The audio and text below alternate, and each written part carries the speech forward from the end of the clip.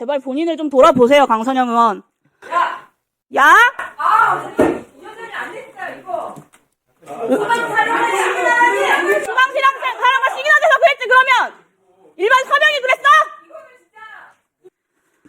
네, 최상목 대행님. 네. 앞서 답변하시면서 서부지법 폭동은 상상할 수 없는 사태이고 용납해서는 안 된다라고 말씀하셨는데 지금도 그렇게 생각하시죠? 네. 서부지법 폭동은 헌법 파괴 행위이고 위법하다 이렇게 생각하십니까? 제가 사법적인 판단을 하기는 그렇습니다만 하여튼 저는 상식적으로 그렇게 판단하고 있습니다. 네. 그러면 윤석열의 12.3 비상계엄은 헌법 파괴 행위고 위법하다라고 판단하십니까? 그 부분도 제가 여러 차례 국회에서 말씀을 드렸습니다. 제 상식적인 판단으로는 그 잘못된 결정이었다고 생각하고 반대했습니다. 위법하다고 판단하십니까? 좀 전에 서부지법 폭동에 대해서는 위법하다라고 상식적으로 생각한다라고 명확한 입장을 말씀하셨잖아요. 그 서부지법 판면에 대해서는 그 당시 제가 판단한 건 권한대행의 입장이고요. 지금도 이 순간 지금 대한민국 말씀하신- 대통령 권한대행으로서 12.3 비상계엄에 대해서 위헌 위법인지 아닌지 판단을 좀 말씀해 주십시오, 명확하게.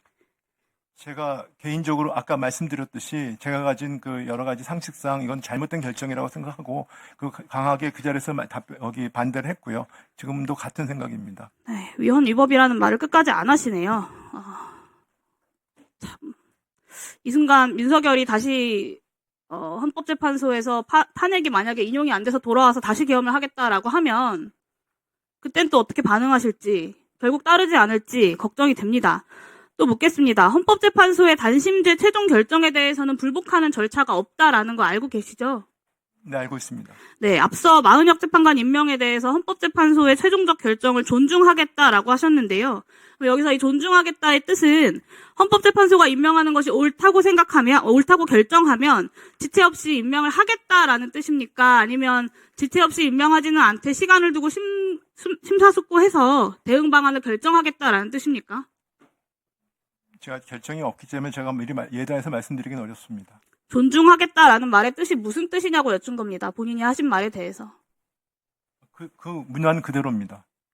헌법과 헌정질서에 맞서시겠다는 이야기입니까? 임명하겠다, 숙고하겠다, 명확히 존중하겠다는 말씀을 그렇게 이해를 하십니까? 존중하겠다라는 말에 대해서 임명하겠다라는 답변을 안 하고 계시지 그러니까 않습니까? 결정이 없기 때문에 그걸 예단을 해서 제가 말씀드릴 수 없는 아니, 결정이 나오면 당연히 임명을 해야 하니까 여쭤보는 겁니다. 단심제에 대해서 불복 절차가 없다, 헌법재판소의 결정에 대해서라고 알고 있다고 하지 않으셨습니까?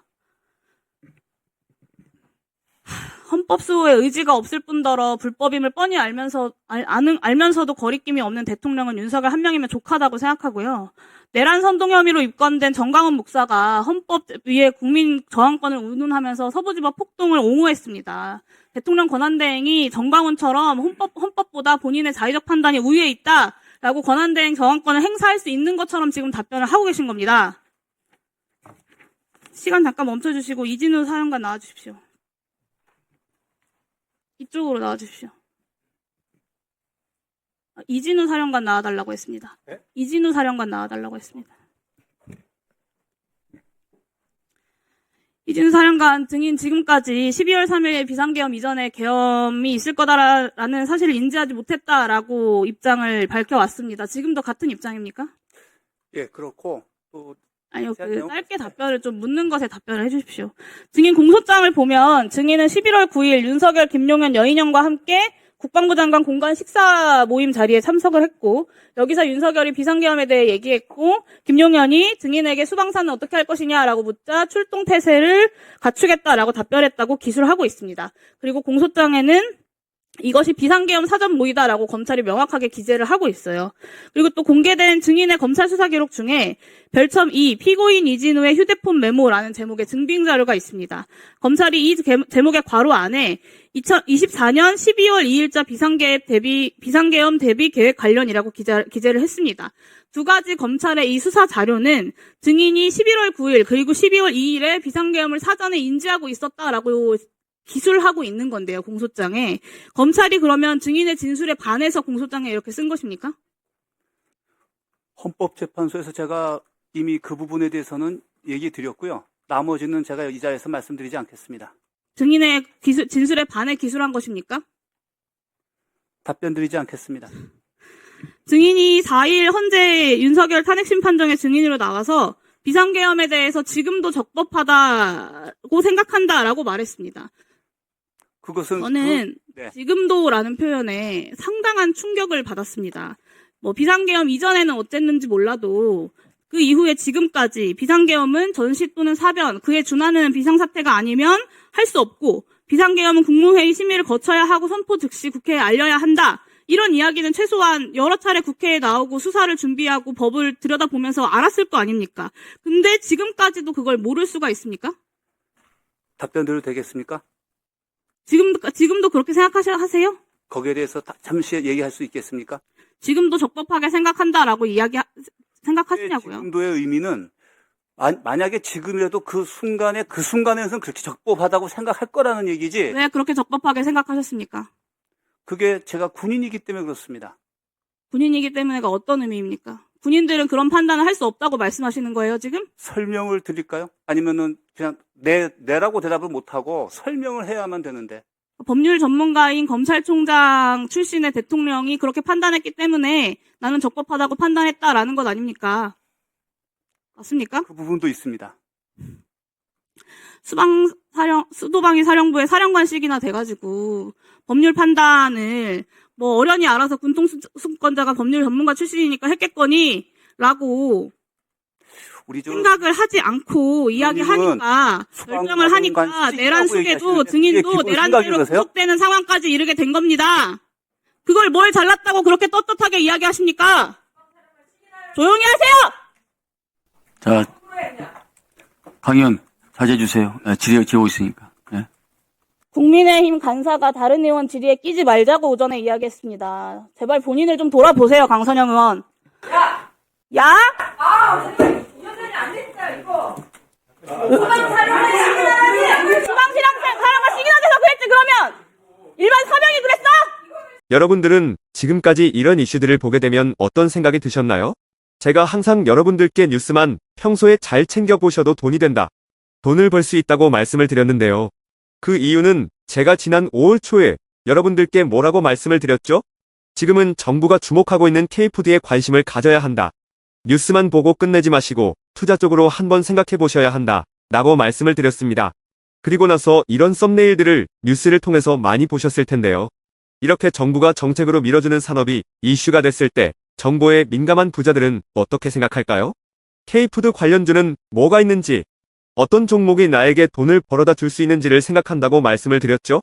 그 이유가 뭐냐 하면 부자들이 봤을 때는 이슈가 곧 돈으로 이어지고 이런 이슈들이 돈을 벌어준다는 경험적 확신이 있기 때문에 부자들은 항상 이런 사회적 이슈들을 관심 있게 챙겨본다고 말씀을 드렸습니다. 실제로 제가 지난번에 시청자분들과 함께하는 주식으로 수익 내기 이벤트를 진행했었는데요.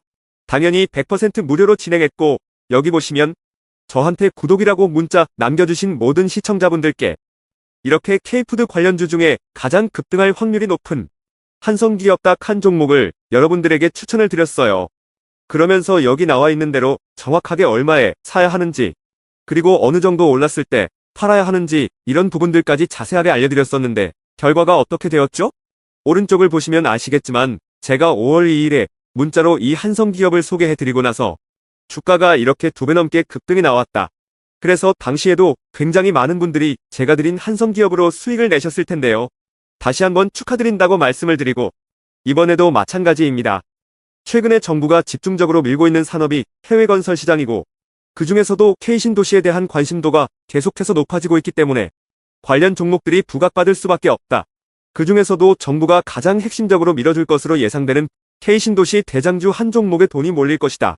당연히 우리가 이쪽으로 생각해야 한다는 겁니다.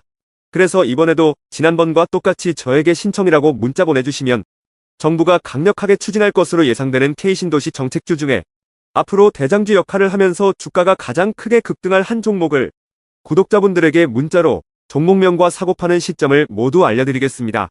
그래서 여러분들이 주식으로 돈 버는 연습을 한번 해보시라 이렇게 말씀을 드리고 지금 이 영상을 보시는 시청자분들 중에 나도 이번 종목이 궁금하다 하시는 분들은 누구나 상관없이 그리고 어느 시간대나 상관없이 부담없이 이렇게 상단에 제 번호를 항상 남겨놓고 있습니다.